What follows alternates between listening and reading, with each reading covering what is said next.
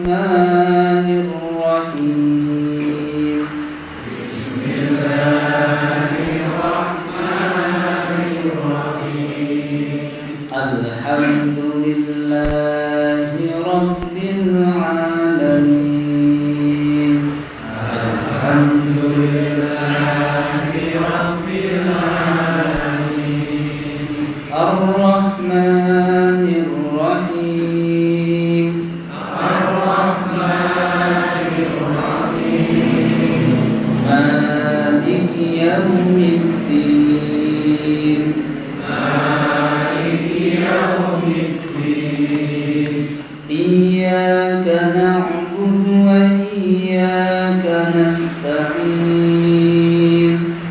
إياك نعبد وإياك نستعين اهدنا الصراط المستقيم اهدنا الصراط المستقيم صراط الذين أنعمت عليهم صراط الذين أنعمت عليهم غير المغضوب عليهم ولا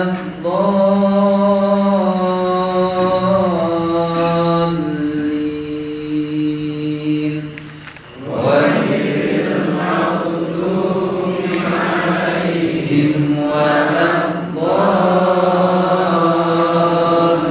الضالين آمين يريد الله ليبين لكم ويهديكم سنن الذين من قبلكم ويتوب عليكم يريد الله ليبين لكم ويهديكم سنن الذين من قبلكم ويتوب عليكم والله عليم حكيم والله عليم حكيم والله يريد أن يتوب عليكم ويريد الذين يتبعون الشهوات والله يريد أن يتوب عليكم ويريد الذين يتبعون الشهوات ويريد الذين يتبعون الشهوات أن تميلوا ميلا عظيما ويريد الذين يتبعون الشهوات أن تميلوا ميلا عظيما يريد الله أن يخفف عنكم وخلق الإنسان ضعيفا يريد الله أن يخفف عنكم وخلق الإنسان ضعيفا يا أيها الذين آمنوا لا تأكلوا أموالكم بينكم بالباطل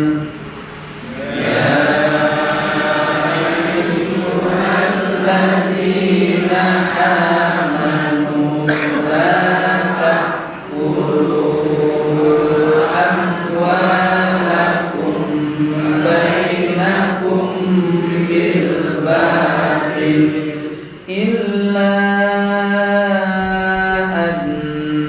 تكون تجارة عن تراض منكم إلا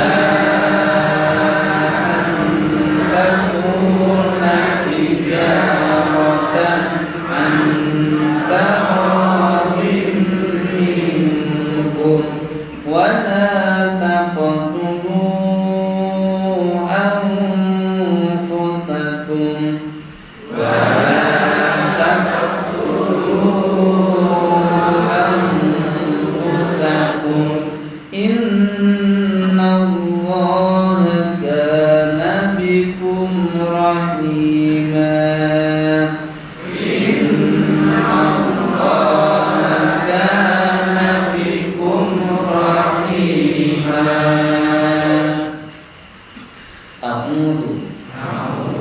aku berlindung billahi kepada Allah minasyaitani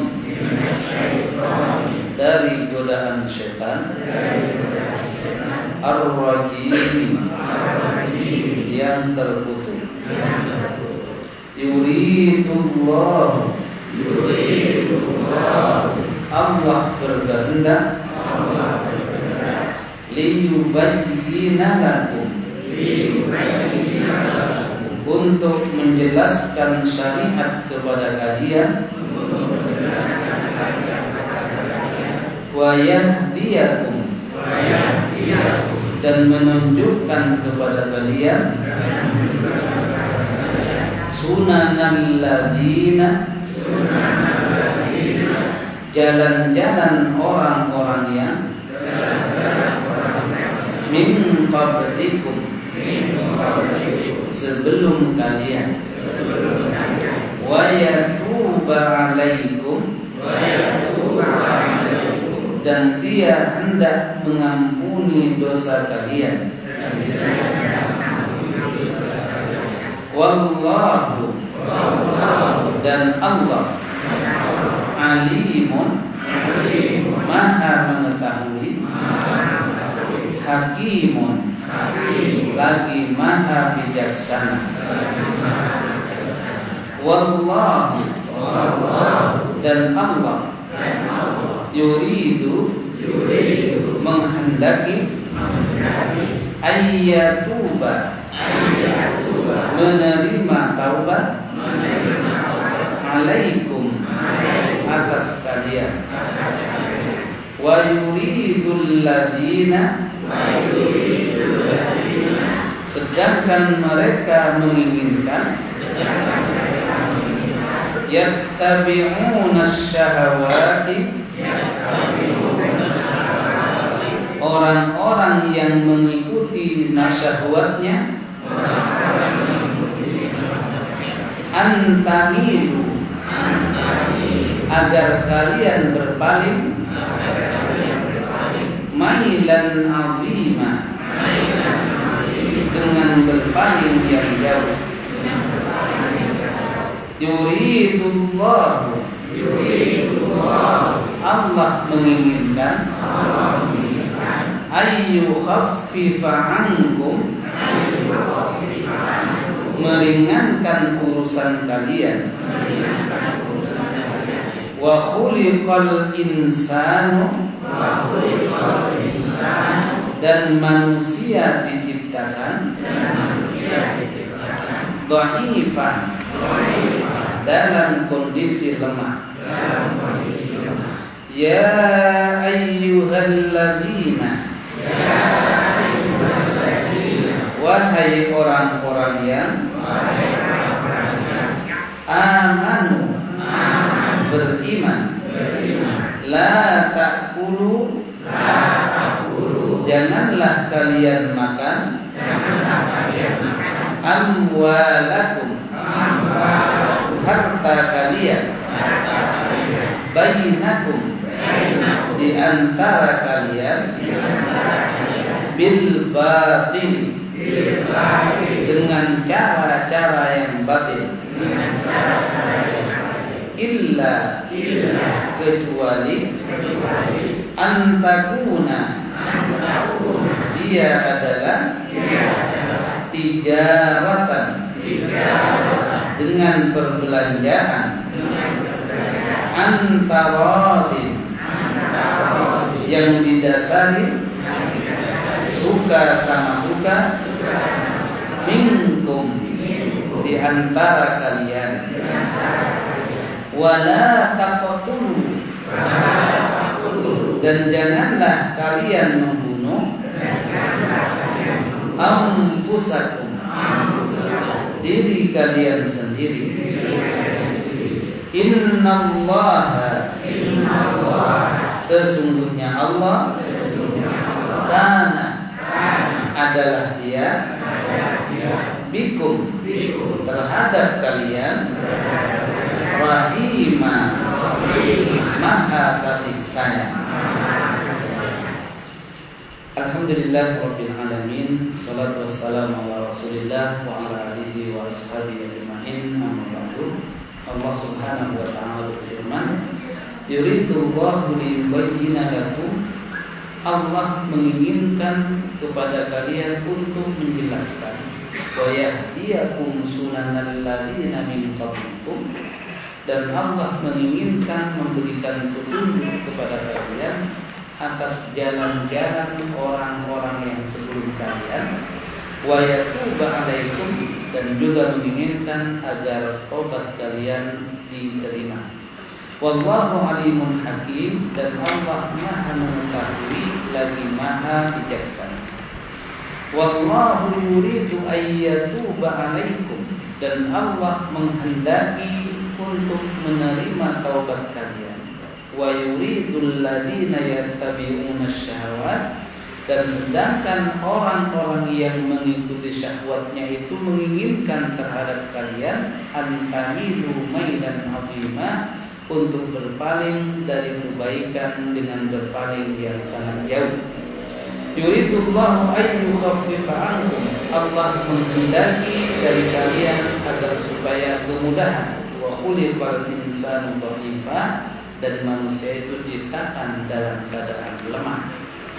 Ya ayyuhalladzina amanu, wahai orang-orang yang beriman, la ta'kulu amwalakum bainakum bil batil, janganlah kalian sekali-kali memakan harta kalian dengan cara-cara yang batil, illa an takuna tijaratan an taradin minkum, kecuali dengan cara berjual beli atau berdagang dan dengan atas dasar suka sama suka di antara kalian. Wala taqtulu anfusakum, dan janganlah kalian membunuh diri kalian sendiri. Innallaha kana bikum rahima, sesungguhnya Allah maha kasih sayang terhadap kalian semua. Bapak dan Ibu sekalian, rahimakumullah, itulah yang akan kita kaji pada kesempatan malam hari ini. Pertama, puji dan syukur kepada Allah Subhanahu wa taala. Kedua kalinya salawat dan salam kepada Nabi kita Muhammad sallallahu alaihi wasallam.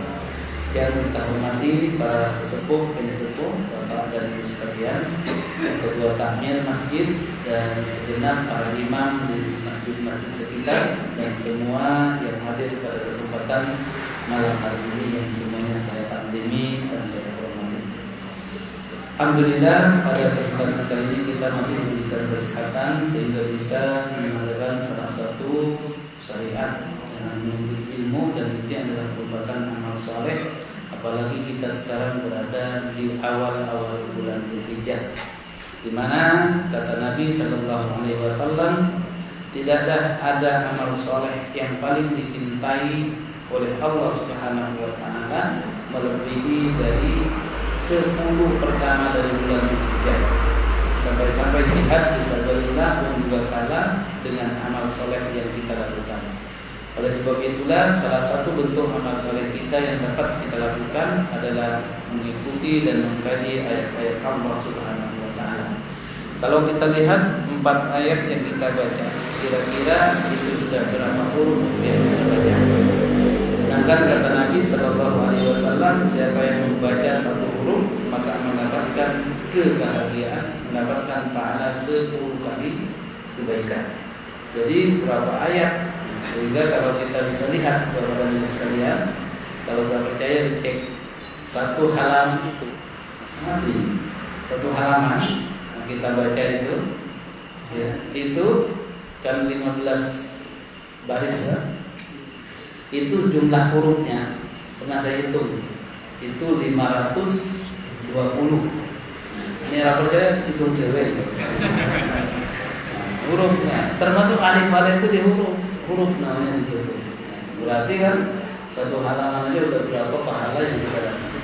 Maka dari itu kita memang tidak terasa pengajian seperti ini kayaknya sepele. Tetapi berapa banyak kita membaca ayat-ayat Allah itulah yang akan menggunakan hati yang keras, menggunakan hati yang kasar, menggunakan stres, perjalanan dan lain sebagainya. Maka inilah bentuk kita namanya beramal saleh. Apa yang kita baca itu disebut dengan syariat. Bahkan berkaitan dengan ayat yang sebelumnya, bahwasanya Allah menghalalkan dan mengharamkan wanita-wanita untuk dinikahi dan menghalalkan wanita-wanita untuk dinikahi. Termasuk juga menikahi seorang budak. Jadi seorang budak. Ya, mungkin ada yang ingat syaratnya menikahi budak. Jadi syarat laki-laki itu harus yang pertama harus macet. Berarti orang aman. Jadi syarat laki-laki yang boleh menikahi budak itu yang pertama syaratnya dia tidak mampu secara finansial untuk memberi mahar kepadanya kalau orang merdeka. Karena diberatkan kalau orang merdeka maharnya 1 juta, tapi kalau orang budak berarti 500. Jadi kalau orang merdeka maharnya 10.000, berarti kalau yang budak itu 5.000, separuhnya. Itu kan ringan, apalagi nih yang orang merdeka 1.000 berarti 500 perak. Enteng. Jadi itu syarat yang pertama, nikah dengan orang yang jadi budak itu syaratnya harus dia itu tidak mampu. Tapi kalau tidak mampu, maka hendaknya boleh dinikahi. Kemudian syarat yang kedua. Syarat yang kedua itu takut terjerumus kepada perzinahan.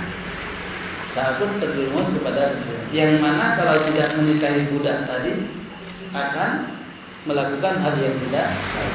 Maka itu syaratnya. Sementara budak sendiri syaratnya itu harus beriman, pintar.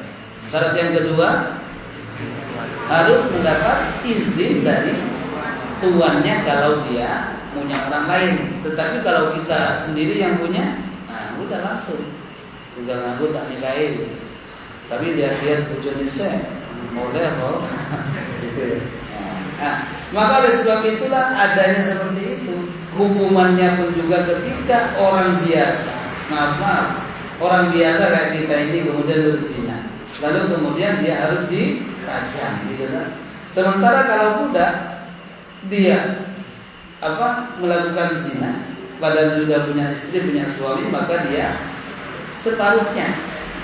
Kalau yang biasa normal dihukum mati, kalau yang ini setengah, dia sebuah setengah mati, maka tidak masuk. Yang dimaksud di sini yang hitungannya jelas, yaitu 100 cambuk berarti dipari 2 menjadi 50. Ya, itu bisa mati, bisa enggak juga kan?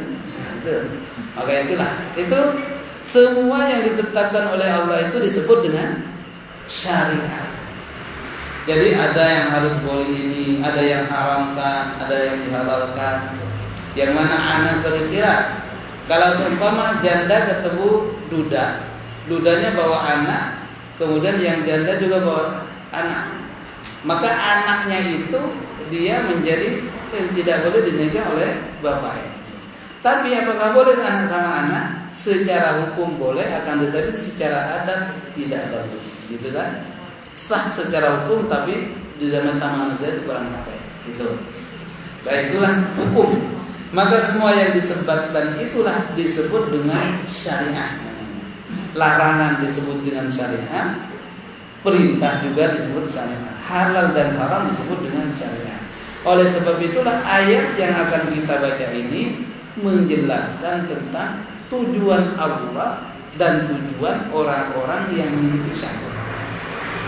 Jadi kalau kita kasih judul ini ayatnya ini yang kita baca ini kehendak Allah dan kehendak orang yang mengikuti syahwat itu berbeda. Itu berbeda. Itu berarti kan penjelasan. Apa kata Allah? Yang pertama Allah berfirman menjelaskan ayat yang sebelumnya. Yuridullahu liyubayyina lakum wa yahdiyakum sunanal ladzina min qablikum wa yatuba 'alaikum. Jadi di sini tujuan Allah menentukan ada halal, ada haram, ada boleh, ada tidak, ada separuh, ada sempurna, itu kan? Itu semuanya disebut dengan syariat. Apa tujuan Allah itu mengendali seperti itu? Yuridullahu liyubayyina lakum. Bahwasanya Allah menghendaki pada kita ini menjelaskan dengan serinci-rincinya mana yang boleh, mana yang tidak. Coba kalau kita gak dijelaskan oleh Allah, ya bisa jadi maaf terjadi hal-hal yang tidak baik, seperti nikah dengan seseorang kemudian orang itu punya anak, anaknya juga roto gede, juga mirip antara ibu kalau anaknya misalnya sini 12 tahun seumpama karena nikah muda, bisa jadi. Tapi karena orang dengan agama itu ternyata tidak boleh. Berarti selama di rumah pun juga itu anak yang dibawa itu adalah termasuk anak sendiri. Maka tidak boleh kita sebagai orang tua mengganggunya.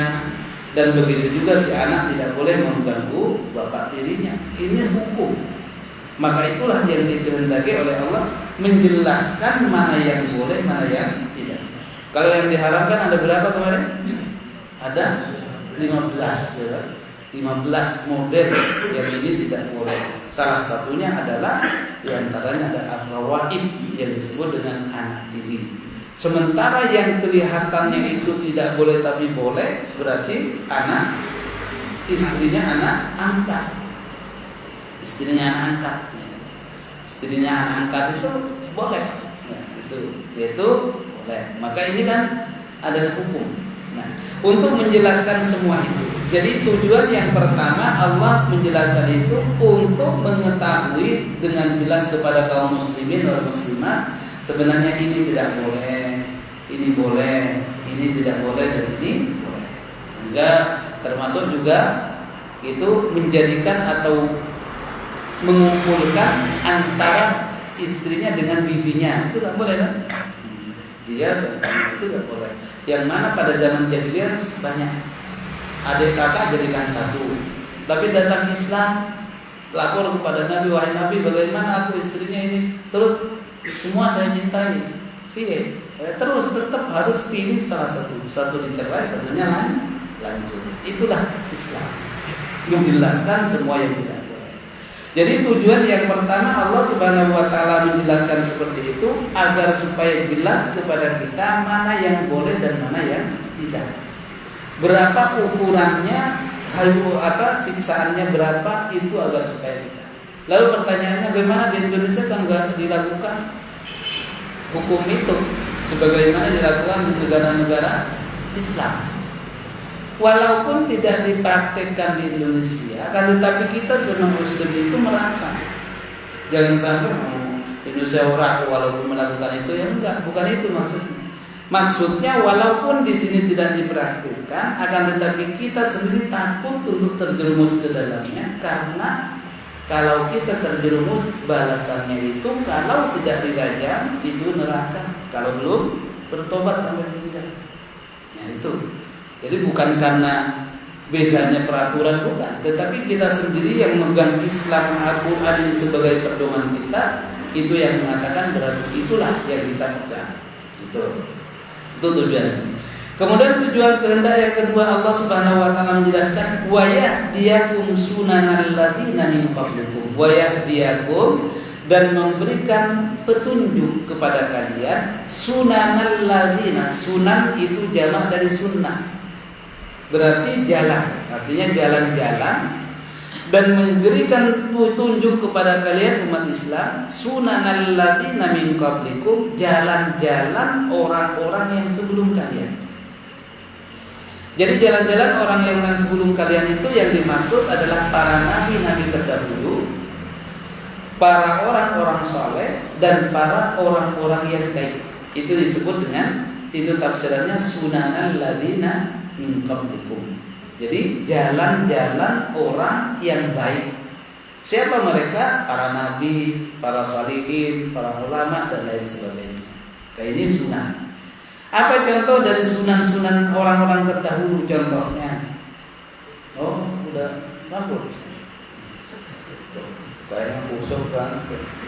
Bukan, mati dulu. Kita awali dengan bacaan basmalah. Bismillahirrahmanirrahim. Monggo.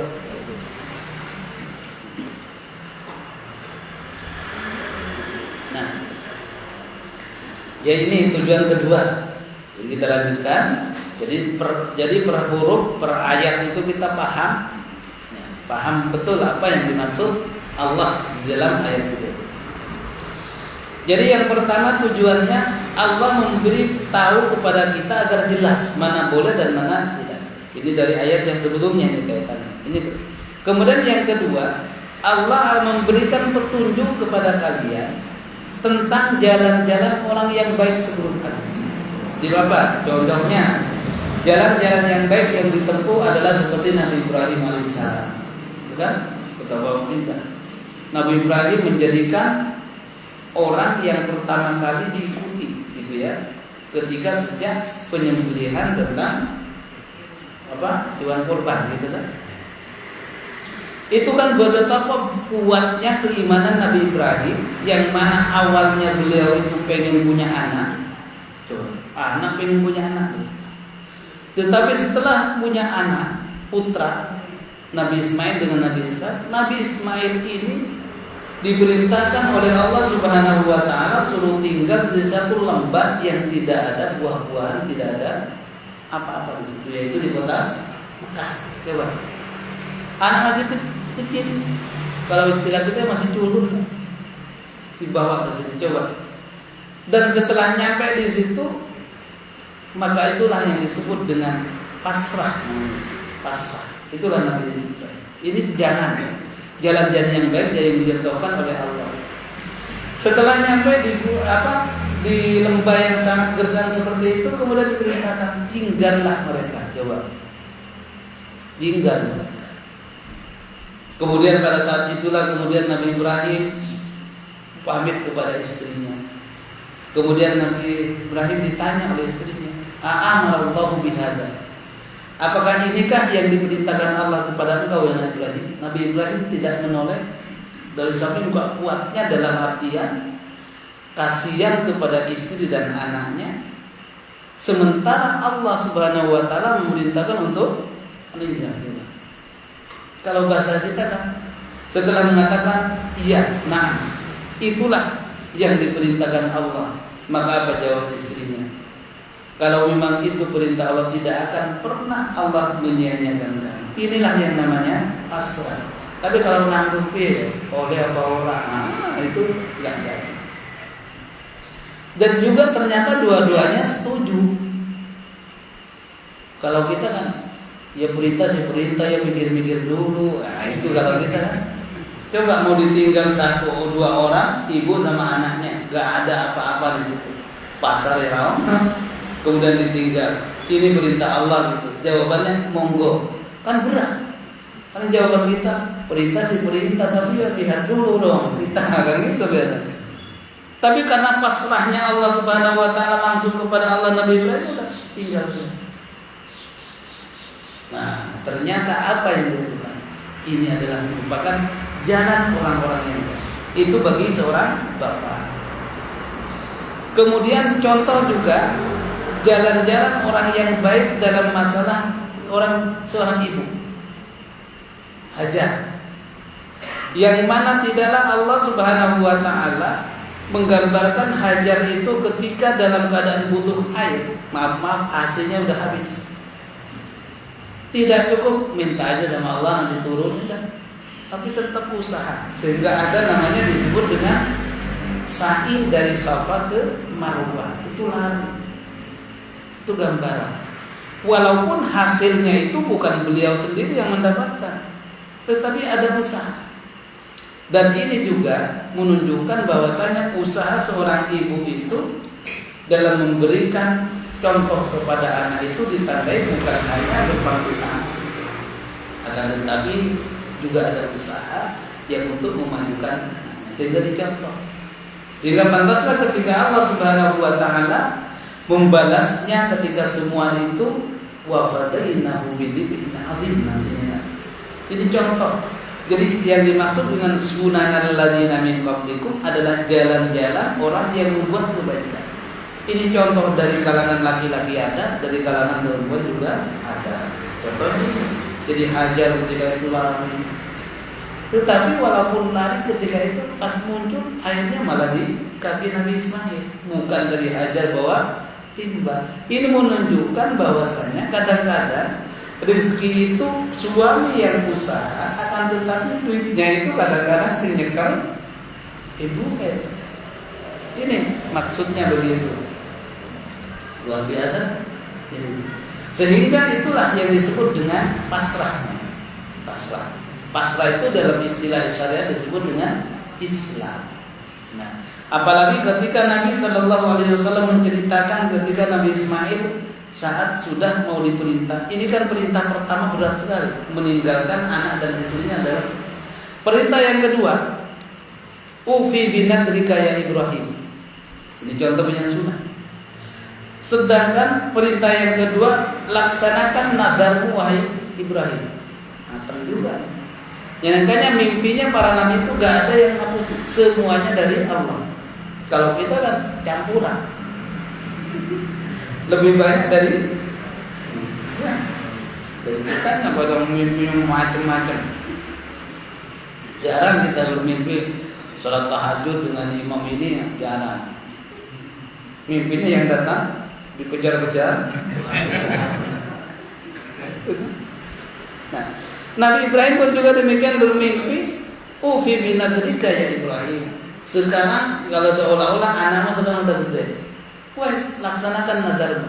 Jadi nadar Nabi Ismail itu pernah, Nabi Ibrahim itu pernah. Pokoknya nanti aku ketika menyembelih unta 1000. Oh, bukan hanya 1, 1000. Jadi Nabi Ibrahim kaya 5. Kuat. Kemudian kambing. Dan pada saat itu kemudian jangankan kambing dengan unta, anak pun kalau memang diperintahkan oleh Allah akan saya sembelih. Ini yang dibutuhkan. Akhirnya pada saat itulah kemudian Allah Subhanahu wa taala mengingatkan, dan di situ yakin benar Nabi Ibrahim alaihissalam bahwa itu perintah Allah. Maka anaknya dari Mekah dibawa ke Mina. Itu berapa? 5 kilo nanti.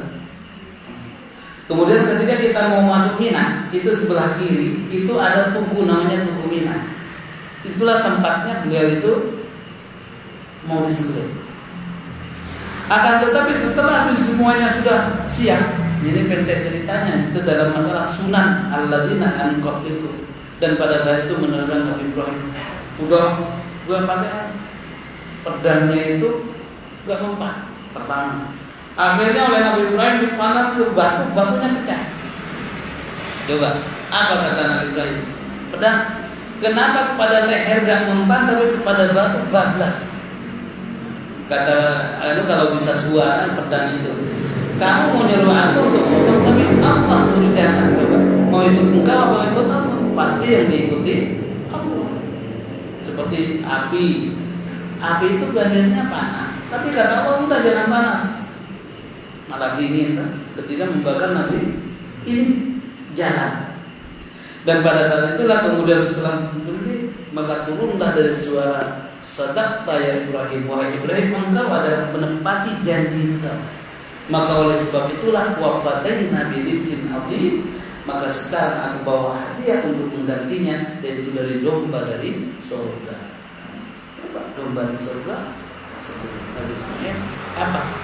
Dan inilah pertanyaan yang dijalankan kepada Nabi Ibrahim. Dalam yang ditanyakan, Ismail, piye? Saya itu diperintahkan untuk menyembelihmu. Piye? Setuju apa enggak? Coba jawabannya orang dia. Silahkan. Ini kalau memang dalil silahkan. Kalau kita jawabnya, Bapak wah saya lebih gede. Subhanallah. Inilah yang disebut dengan jalan-jalan orang-orang yang terdahulu. Dan banyak kalau dari kalangan perempuan seperti contohnya Siti Asia gitu kan, itu banyak. Maka itu untuk mengetahui sunanan ladzina min qablikum. Kemudian yang ketiga, tujuan Allah menjelaskan semua sebelum itu adalah wa yatuba alaikum, agar supaya Allah mengampuni dosa-dosa kalian bertaubat. Artinya orang yang sudah melakukan kesalahan-kesalahan yang sebelumnya, ada yang nikahi satu keluarga jadi satu gitu kan. Kemudian ada yang anak itu dijadikan, kalau perempuan diambil sebagai waris. Lalu kemudian semua itu agar supaya Allah mengampuni kesalahan-kesalahan itu. Coba kalau Allah gak mengampuni, kan tetap mendapatkan dosa. Maka itulah pemurah Allah Subhanahu wa ta'ala. Sehingga pantaslah ketika kita mendengar cerita di dalam hadis yang sangat panjang, orang bertobat padahal dia sudah melakukan menyembelih membunuh orang berapa? 99 ditambah 1 menjadi 100, tapi masih diampuni. Itu menunjukkan bahwasanya Allah itu menjelaskan semua kesalahan-kesalahan orang yang sudah terlalu kadung melakukan, tetapi ada pintu taubat. Maka oleh sebab itu ayat ini kata orang tafsir memberikan semangat kepada kita yang mungkin masih kemarin-kemarin kita masih kelabu, mungkin salat kadang-kadang kalau sempat, atau mungkin maaf halal diambil, haram juga lemah, semuanya. Maka ini cepatlah kita, artinya selagi kita mau bertobat maka Allah Subhanahu wa ta'ala akan mengampuni. Dan ditutup oleh Allah, wallahu alimun hakim, dan Allah maha mengetahui dan maha bijaksana. Maksudnya kata para mufassir, mengetahui mana yang dia sungguh-sungguh melakukan kebenaran dan mana yang buat-buat. Kan di situ kan disyaratkan orang yang mau menikah itu, kalau menikahi budak syaratnya dia memang benar-benar gak punya gitu kan, gak punya, sehingga untuk menikah sama orang yang sama-sama merdeka itu gak mampu. Itu Allah tahu bahwa dia itu mampu dan tidaknya, itu maksudnya. Dan begitu juga si budak, dia itu mengetahui bahwa yang budak itu memang betul-betul dia adalah seorang budak. Itu maksud daripada ahli. Kemudian yang dimaksud dengan hakim, bijaksana. Yang dimaksud dengan hakim kan meletakkan sesuatu sesuai dengan porsinya, itu hakim. Jadi Allah Subhanahu wa ta'ala menyederhanakan. Artinya orang yang tidak mampu tetapi dia ingin nikah, ada jalan yang halal, yaitu kalau tidak mampu, caranya gitu. Caranya yang pertama, kalau dia mau pengen nikah tapi dia mampu, yang pertama menikahi budak, karena itu separuh harga. Kalau itu disyaratkan dia tidak mau terjerumus kepada yang lain. Kalau tidak mampu untuk seperti itu, tapi ada solusi yang terakhir adalah bersabar. Sabar itu adalah lebih baik. Maka itu jadi hakim di sini artinya Allah memberikan kebijaksanaannya kepada hamba-hambanya yang dia tidak mampu untuk nikah dengan orang yang sama merdeka, boleh ada jalan dengan adanya menikahi orang ya.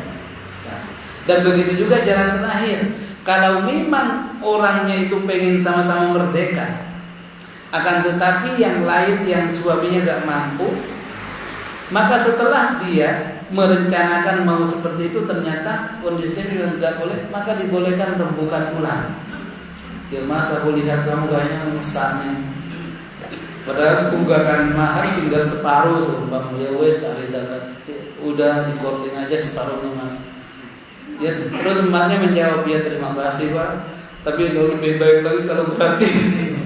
Tapi bukan gitu. Itulah bagaimana Allah memberikan yang terbaik buat kita. Jadi tidak boleh karena enggak punya. Kenapa engkau selingkuh? Saya enggak punya biaya. Selingkuh enggak punya biaya, malah tambah keliru. Inilah yang dimaksud dengan mahakim. Hakim itu bijaksana kepada hambanya yang tidak mampu seperti ini, tapi ada jalan yang Kemudian berikutnya Allah Subhanahu wa ta'ala berfirman, wallahu yuridu ayyatuba alaikum. Jadi Allah itu menghendaki dari kalian para orang yang beriman mengampuni dosa-dosa dengan kau bertobat. Jadi menginginkan kebersihan dari dosa. Itu tujuan Allah juga. Sementara orang-orang yang mengikuti syahwat, wa yuridul ladzina yattabi'una syahawat an tamilu mailan 'azima.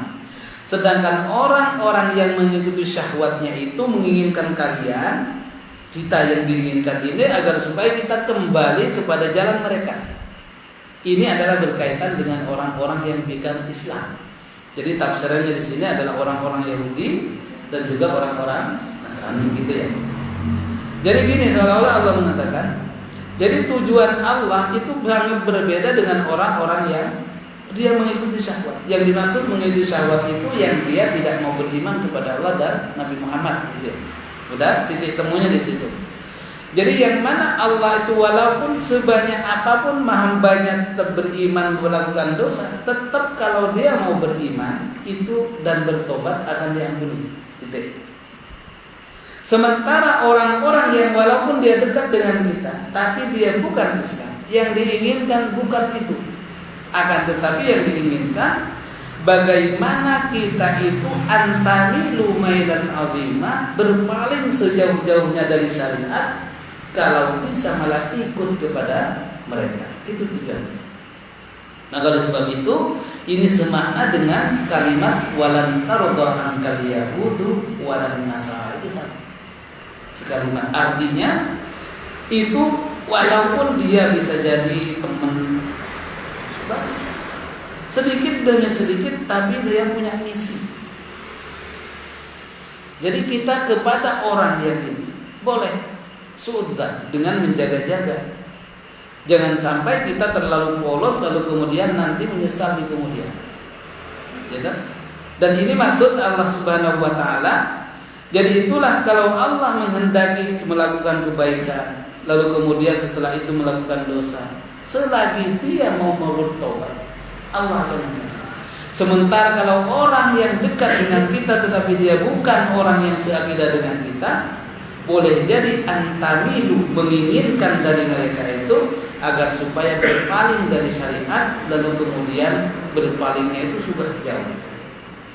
Makanya kan kalau kita baca beberapa referensi, salah satu orang-orang yang beda, yang bukan Islam itu caranya untuk menjerumuskan kita ke jalan yang begitu, salah satunya adalah ada beberapa cara. Satu, dengan kita mereka memberikan materi itu.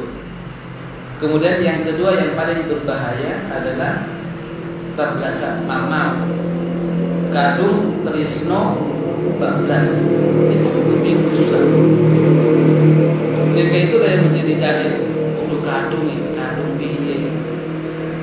Nah, inilah yang lebih bahaya karena ketika dia kan syaratnya kalau di Indonesia itu syaratnya bisa nikah apabila dia artinya mau ikut lembur ke Islam atau dia mau ikut kepada mereka gitu kan, syaratnya di Indonesia.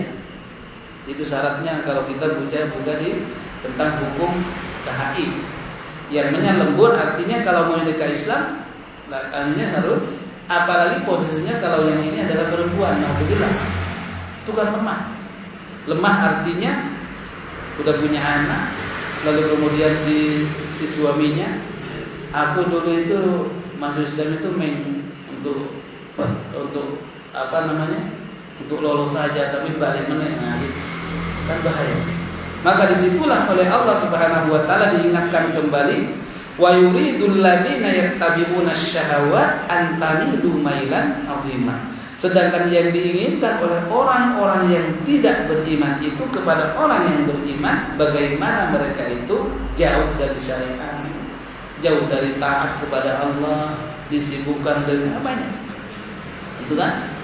Coba ini kalau kita perhatikan beberapa tempat gitu ya. Kalau kita terlalu banyak lalu kemudian kan disibukkan ketika waktu salat suruh manggil ini, ketika waktu salat disibukkan dengan ini, akhirnya molor pertama.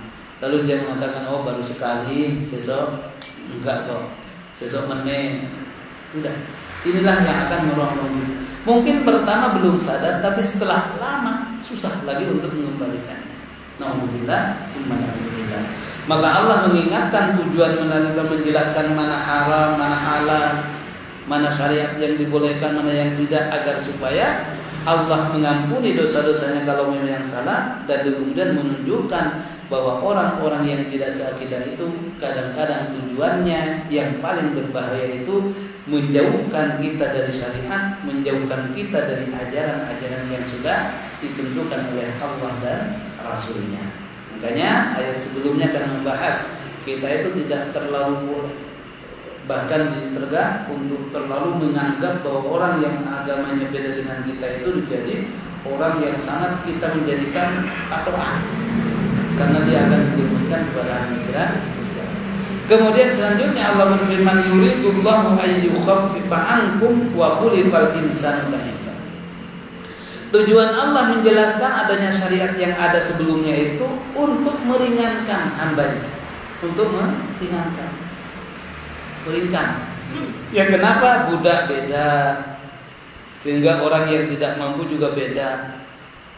Sehingga ini apa? Yukhaffifa ankum, untuk meringankan beban yang diberikan kita sendiri kepada pekerjaan kita, itu beban. Sehingga pantaslah ketika di sini disebutkan, ditafsirkan sejak pada saat Isra Mi'raj. Ya. Pada Isra Mi'raj Nabi Muhammad SAW ketika beliau itu sudah ketemu, sudah dapat wahyu, dapat perintah dari Allah untuk melakukan salat berapa? 50 kali. 50 kali. Kemudian turun di langit ke-7 ketemu dengan Nabi Ibrahim. Ditanya Nabi Ibrahim, dapat apa mata ya bahasa kita? Salat 50 wes terboleh baik gitu. Karena Nabi Ibrahim itu sifatnya itu dalam satu riwayat mirip dengan Nabi Muhammad. Ya. Jadi udah ya wes lakukan. Akhirnya lewat Pak. Tapi ketika nyampe ke langit ke-6 ketemu dengan Nabi Musa. Nah, Nabi Musa mata bahasa kita rokok 50 kali katanya salat. Katanya ini berat. Nah, coba ditaruh tafsirnya. Itu berat. Rakyatku saja atau kaumku saja, umatku ini di sini disebutkan itu lebih kuat, baik itu lebih kuat jasmani, rohani dan IQ, kata Nabi Musa menjelaskan begitu. Jadi memang cerdas Bani Israil itu kan cerdas. Baik dari fisik juga lebih gede, IQ juga lebih mapan, kekuatan akal pikiran juga mantap. Itu pun melakukan 50 gak kuat. Maka oleh sebab itu apalagi umatmu ciri-ciri itu sebaliknya. Balik. Dan di sinilah menunjukkan bahwasanya perkataan apa yang dikatakan oleh Nabi Musa itu kepada Nabi Muhammad, bahwa kita itu mempunyai kelemahan, diciptakan oleh Allah itu lemah dibandingkan. Maka oleh itu yang dimaksud dengan lemah di sini, dhaif di sini, khafif, yukhaffif ankum, karena oleh Allah Subhanahu wa taala untuk memudahkan agar supaya kita itu sesuai dengan kemampuan kita. Jadi kemampuan dan porsi kita itu memang segitu. Itulah. Dan itu coba tahu bisa kita rasakan sendiri. 5 kali sehari semalam itu untuk standar orang Sibo itu susah. Kadang-kadang asar, bablas maghrib, ya kan? Isya, subuh yang telat terus gitu. Itulah. Itu baru 5 coba. Kalau kita seumpama 50 matang juga gitu ya. Itulah. Makanya kata ketika Allah Subhanahu wa taala yuridullahu ayyukhaffifa ankum. Jadi adanya syariat-syariat yang ada itu untuk memudahkan kepada kalian. Itu. Jadi makanya ada orang tidak setuju kepada bagaimana Allah Subhanahu wa taala keadilannya kepada hambanya dan kepada makhluk lain. Satu cerita ada satu. Ketika ada orang pengembara itu berada di bawah pohon beringin. Beringin itu kan gede, rimbun. Tapi buahnya kecil. Akhirnya sampai tiduran, anginnya enak kayak itu. Nah, coba silakan. Berpikir si orang ini, kami nggak percaya kepada Allah. Wah, Allah itu nggak adil. Nggak adil. Kenapa beringin segede ini tapi buahnya kecil? Sementara labu itu pohon labu itu kecil tapi buahnya gede. Kenapa gak labu di atas, berilmu di bapak gitu kan. Belum sempat selesai ngomong seperti itu, ringin itu jatuh kan ada burung di atas. Itu saya baca di beberapa kisah gitu. Jatuh beringin itu kena hidungnya, pleng nih, sakit. Baru dia sadar, oh adil Allah katanya. Tadi belum adil. Seandainya Allah itu menjadikan buahnya sebuah labu, pastilah bukan hanya hidung yang sakit tapi matang juga semuanya kan. Itu. Jadi semua yang sudah Allah ciptakan ternyata kebaikan kepada manusia. Sehingga pantas ketika Allah berfirman, "Ma khalaqta hadza batila." Tidak ada yang Allah ciptakan itu sia-sia. Jadi makanya orang-orang Yahudi dan Nasrani itu kan protes. Ketika Allah menjadikan ada laba-laba, ada lalat gitu kan. Lalu kemudian protes, apa sih gunanya Allah menciptakan laba-laba? Apa katanya? Kecil. Lalu kemudian Allah menurunkan, Innallaha la yastahi ayyadriba mathalan ma ba'udha. Kemudian Allah menurunkan, saya tidak malu dengan menciptakan nyamuk sekalipun, gitu kan? Ternyata semuanya kan ada. Adanya nyamuk itu juga bahasa kepada kita banyak. Obat nyamuk berapa kilo setiap hari laku, baik itu yang bakar ataupun yang, nah, baik itu coba. Bukan yang dia gigitnya tok, tetapi manfaatnya kepada orang kan banyak. Itulah firman Allah Subhanahu wa taala, kebaikan itu semuanya Allah lah yang mengaturnya. Maka Bapak dan Ibu sekalian rahimakumullah, jadi ayat ini mulai dari ayat 26 sampai 28 itu menjelaskan keterangan dari ayat sebelumnya bahwa adanya syariat-syariat itu yang Allah tetapkan itu tujuannya pertama menjelaskan agar supaya kita tahu mana yang boleh, mana yang tidak. Kemudian yang kedua tujuannya agar supaya kita tahu bagaimana jalan-jalan orang-orang yang dulu diberikan jalan kebaikan oleh Allah Subhanahu wa taala, baik itu melalui para nabi dan juga para orang-orang saleh. Seperti contohnya siapa? Luqman al-Hakim itu kan orang-orang bagus semua. Itu namanya jalan-jalan orang baik. Kemudian tujuan yang berikutnya Allah menjadikan itu agar supaya kita diampuni oleh Allah Subhanahu wa taala. Kemudian tujuan yang berikutnya agar supaya kita waspada orang-orang yang tidak seakidah dengan kita itu sebenarnya dia akan menjauhkan diri kita dari syariat, menjauhkan dari hal yang baik, menjauhkan dari terjumus, dan bagaimana cara agar supaya kita itu ikut kepada mereka. Dan yang terakhir adalah tujuan Allah menjelaskan adanya syariat itu untuk memudahkan kita. Karena kita orang yang lemah, banyak kelemahan itu, maka orang yang lemah itu juga disesuaikan dengan porsinya. Sementara ayat yang berikutnya itu tentang makanan yang diharamkan, dan insya Allah habis lebaran kita akan bahas insya Allah. Mudah-mudahan bermanfaat kepada diri sekalian. Sekali lagi, sekarang kita akan sudah memasuki bulan Dzulhijjah. Maka oleh sebab itu kita berbanyak amal saleh, terutama yang puasa. Jadi puasa bukan hanya pada tanggal 9-nya, akan tetapi disunahkan juga dari tanggal 1 dan sekuatnya, ya, sekuatnya. Itu adalah anjuran dari Nabi Sallallahu Alaihi Wasallam. Dan kemudian sebagai tambahan, karena kita boleh jadi Idul Fitri berbeda kan di Indonesia. Maka oleh sebab itu, pertama kita sebagai umat muslim, karena itu semuanya ada dalil saling menghormati. Lalu kemudian kita ambil mana yang mungkin mendumbang kuat. Lalu kemudian kita berpuasa paling tidak tanggal 9. Lalu tanggal 9 itu tanggal piro? Ini tanggal 9. Porsinya mau dari 29 atau yang 28 ya tergantung. Yang pokok tanggal 9. Tapi jangan untung, daripada repot gak usah puasa sisa, enggak. Tapi yang paling baik itu. Jadi monggo itu. Begitu juga kita periksa juga bagi kita yang mungkin berkorban. Jangan sampai kita korban duluan baru salat, tetapi salat dulu baru korban. Itu ya, sebagai peringatan dan supaya kita lebih bijaksana dalam menentukan kebaikan. Ini yang dapat kita bahas kepada Ibu. Insyaallah kita bertemu lagi minggu depan. Mudah-mudahan semuanya diberikan kesehatan dari Allah Subhanahu wa taala. Amin ya rabbal alamin. Mari kita akhiri, kita tutup dengan sama-sama membaca doa kafaratul majlis. Subhanallahumma wa bihamdika asyhadu an la ilaha illa anta astaghfiruka astaghfiruka wa atubu ilaik. Terima kasih. Wassalamualaikum warahmatullahi wabarakatuh.